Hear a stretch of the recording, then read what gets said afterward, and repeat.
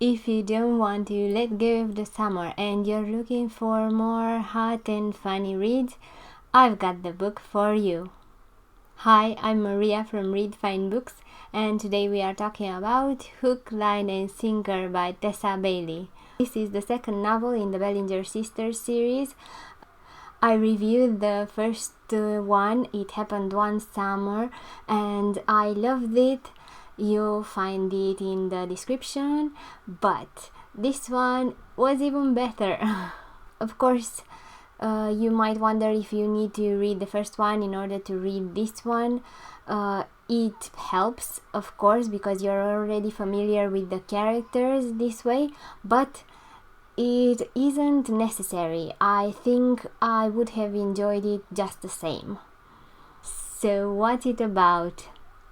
Well, in It Happened One Summer, Hannah and Piper come to this fisherman's village, Westport, where they try to find their father's legacy and understand better their own father, their biological father, who died when they were very little and they don't remember him at all.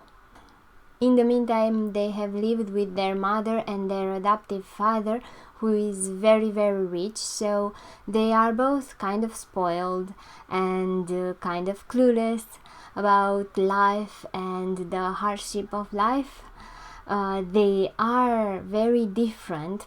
Piper in the first book is an influencer, and the idea of coming here in this village is definitely a step out of her comfort zone.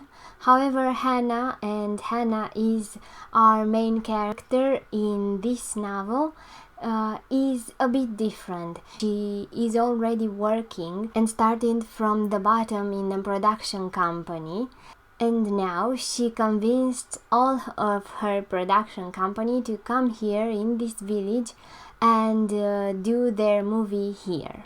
She shares with them her love for Westport because, having been there the summer before, they both fall in love with this town, with the fishermen here, with its way of life. And they both change during that summer. So Hannah wants a way back, and she's able to find it by convincing everyone to come. So now she's here. Well, that means that there is an opportunity to come closer to Fox, whom she met the summer before and with whom she kept a platonic relationship. They exchange texts and they talk once in a while, but of course there is nothing happens between them, because Fox, though he is a ladies' man, he's also very careful of Hannah as Piper's sister. Piper, in the meantime, had established her entire life in the village. Now Piper is the fiancée of Brandon, Fox's captain, because they are both fishermen. And of course it's clearly understood he mustn't use his charms on Hannah, as he's the boss's future sister-in-law. With this, of course, Hannah has to live with Fox during her stay here with the production company, and their friendship evolves. That is the plot, and it may seem a simple friendship to lovers kind of trope, and it is, but it is also more than that, because Tessa Bailey manages to create two complex, beautiful characters and to make them fall in love with each other and make them grow before they actually get together. They are both faulty. They lack self-esteem, self-trust, and They both manage to complement each other and manage to give each other the trust they need to succeed in their own lives before they actually come together. And I found that lovely. Their story is amazing. Hannah is lovable from the start.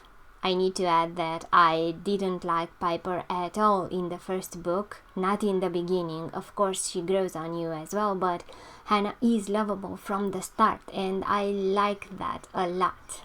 And yet, even more, her character develops so beautifully. She learns to grow and trust herself. She does more and more things out of her comfort zone. She has a deep passion for music and follows her passion into a wonderful career. She is willing to take risks and listen to her instincts, and this self-trust she develops seeps into her personal life as well. She dreams of becoming the leading lady. She feels she is only a supportive character, and I think the book manages to transform her into exactly that. I felt her becoming from a little girl a mature person, and I loved her evolution like that. And in other words, Fox is a carefree, sexy fisherman, and surprisingly his self-doubt is even deeper than that of Hannah's. He develops even more. He feels he's a joke between other fishermen. He never takes himself seriously into consideration for anything more than a flirt. He doesn't have stable relationships because he doesn't believe in himself, in his ability to be lovable, truly lovable, not just a one-night stand. And I thought this thing about man's reputation turned upside down in this book, and the idea that he needs to be told that he is more than just a one night stand, and that is okay, and he needs to be told that a girl doesn't care with how many other girls he slept with. I love that as well. Of course, the slow burning friendship to lovers is amazing, and Hannah's and Fox's chemistry was undeniable.